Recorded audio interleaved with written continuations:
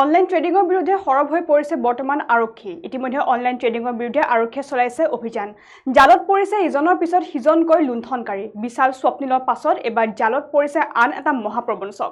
আৰক্ষী জালত পৰিছে বৰ্তমান ডিব্ৰুগড়ৰ ৰঞ্জিত কাকতি মঙলবাৰে নিশা আৰক্ষীৰ জালত পৰে মহাপ্ৰবঞ্চকটো আনহাতে ট্ৰেডিঙৰ নামত দৈনিক লাভ কৰে 10 পৰা 12 লাখ টকাকৈ কমিছন এই বিষয় সন্দৰ্ভত জনাই যাম খুব বিশেষ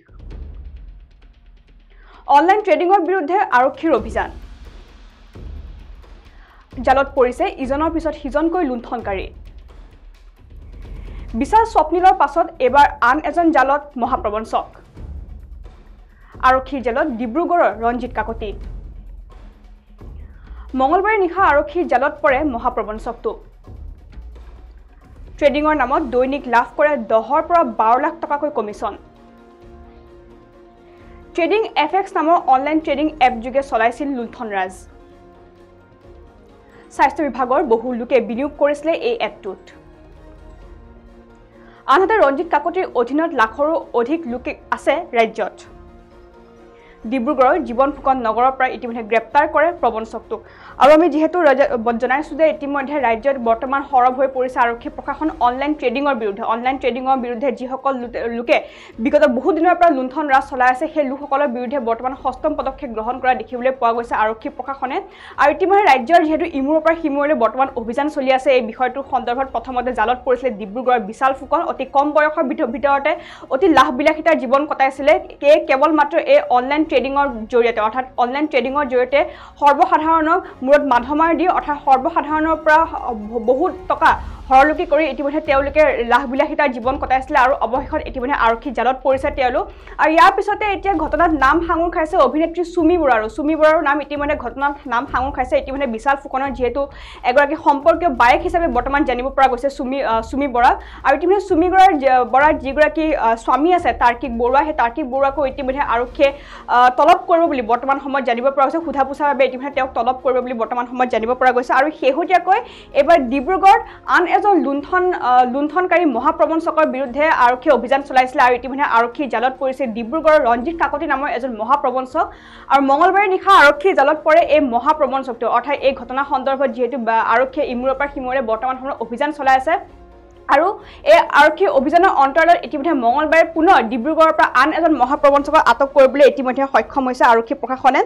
আৰু ইতিমধ্যে ট্ৰেডিং এফএক্স নামৰ অনলাইন ট্ৰেডিং এপৰ যোগেদি ৰঞ্জিত কাকতিয়ে কেইবাশ কোটি টকাৰ লাভবিলাসিতাৰ জীৱন কটাইছিল বুলি ইতিমধ্যে জানিব পৰা গৈছে আৰু জানিব পৰা মতে ৰঞ্জিত কাকতিৰ অধীনত লাখৰো অধিক লোক আছে বৰ্তমান ৰাজ্যত অৰ্থাৎ এই ট্ৰেডিং এফএক্সৰ জৰিয়তে তেওঁ যি অনলাইন লুণ্ঠন ৰাজ চলাইছিলে আৰু তেওঁৰ অধীনত ৰাজ্যৰ বিভিন্ন প্ৰান্তত লাখৰো অধিক লোক বৰ্তমান এই ট্ৰেডিং এফএক্সৰ লগত নিয়োজিত হৈ আছে বুলি ইতিমধ্যে জানিব পৰা গৈছে আৰু ৰঞ্জিত কাকতিৰ আনুমানিক লেনদেন প্ৰায় 1200 কোটি টকা বৰ্তমান 1200 কোটি টকা লেনদেন কৰিছে বুলি বৰ্তমান সময়ত জানিব পৰা গৈছে আৰু ডিব্ৰুগড়ৰ জীৱন ফুকন নগৰৰ পৰা গ্ৰেপ্তাৰ হোৱা ৰঞ্জিত কাকতিৰ ডাউন লাইনত আছে 1 লাখৰো অধিক লোক আৰু ইয়াৰ উপৰিও ট্ৰেডিং এফএক্সৰ অনলাইন ট্ৰেডিং এপ যোগে বহু লোকে বিনিয়োগ কৰিছিল আৰু জানিব পৰা মতে স্বাস্থ্য বিভাগৰ বহু কৰ্মচাৰী এই এপত ধন বিনিয়োগ কৰিছিল বুলি ইতিমধ্যে তথ্য সদৰি কৰা হৈছে আৰু ৰঞ্জিত কাকতি আৰু স্বাস্থ্য বিভাগৰ টেঙাখাটত কৰ্মৰত প্ৰফুল্ল বৰা নামৰ আন এজন অসমৰ এই এপৰ ফাউণ্ডাৰ সদস্য হিচাপে ইতিমধ্যে তেওঁৰ নামো বৰ্তমান সময়ত সাঙুৰ খাইছে আৰু নয়দাৰ পৰা নিয়ন্ত্ৰিত হৈ আছে এই কোম্পানীটো অৰ্থাৎ যি ট্ৰেডিং এফএক্স নামৰ যি অনলাইন ভুৱা বিত্তীয় প্ৰতিষ্ঠানটো আছে সেই প্ৰতিষ্ঠানটো নয়দাৰ পৰা নিয়ন্ত্ৰিত হৈ আছে বুলি বৰ্তমান সময়ত জানিব পৰা গৈছে আৰু বিদেশতো আছে ইয়াৰ বিশাল নেটৱৰ্ক অৰ্থাৎ এই ট্ৰেডিং এফএক্সৰ বিশাল নেটৱৰ্ক অকল ভাৰততে সীমাবদ্ধ নহয় বিদেশতো ইয়াৰ বহুল প্ৰচাৰ আছে বুলি ইতিমধ্যে জানিব পৰা গৈছে আৰু দৈনিক ৰঞ্জিত কাকতিয়ে লাভ কৰে 10 পৰা 12 লাখ টকাকৈ কমিছন 10 পৰা 12 লাখ টকাকৈ দিলেও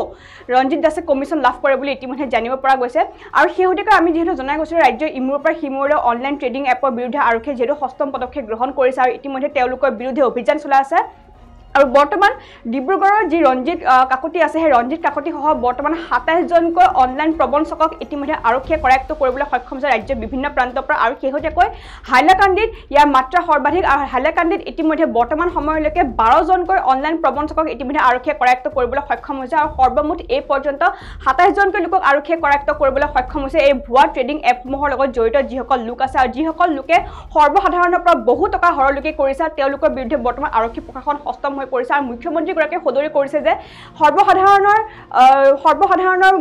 টকা হৰলুকি কৰি কোনো হাৰি যাব নোৱাৰে আৰু ইতিমধ্যে তেওঁলোকৰ ওপৰত বিহিত ব্যৱস্থা গ্ৰহণ কৰিব বুলি ইতিমধ্যে মুখ্যমন্ত্ৰীগৰাকীয়ে সদৰি কৰিছে আৰু শেহতীয়াকৈ ইয়াৰ বিৰুদ্ধে আৰক্ষীয়ে অভিযান চলাইছে আৰু অভিযানৰ অন্তৰালত ইতিমধ্যে মঙলবাৰে নিশাৰ ভাগত ডিব্ৰুগড়ৰ পৰা আন এজন মহাপ্ৰবঞ্চকক আটক কৰিবলৈ ইতিমধ্যে সক্ষম হৈছে আৰক্ষী প্ৰশাসনে আৰু ইতিমধ্যে এই মহাপ্ৰবঞ্চকজনৰ নাম হৈছে ৰঞ্জিত কাকতি বৰ্তমান আৰক্ষীৰ সম্প্ৰতি আৰক্ষী জিম্মাত আছে বুলি বৰ্তমান সময়ত জানিব পৰা গৈছে আৰু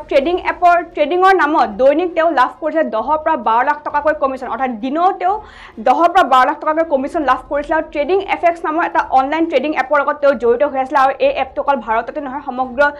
বিদেশতো ইয়াৰ বহুল প্ৰচাৰ আছে বুলি ইতিমধ্যে জানিব পৰা গৈছে আৰু স্বাস্থ্য বিভাগৰ বহু লোকে বিনিয়োগ কৰিছিলে এই এপটোত আৰু ৰঞ্জিত কাকতিৰ অধীনত লাখৰো অধিক লোক আছে বৰ্তমান ৰাজ্যত অৰ্থাৎ ৰঞ্জিত কাকতিৰ অধীনত এই লাখৰো অধিক লোকে ৰাজ্যৰ বিভিন্ন প্ৰান্তত এই এপটোৰ জৰিয়তে কাম কৰি আছে বুলি ইতিমধ্যে জানিব পৰা গৈছে আৰু সম্প্ৰতি বৰ্তমান আৰক্ষী জিম্মাত আছে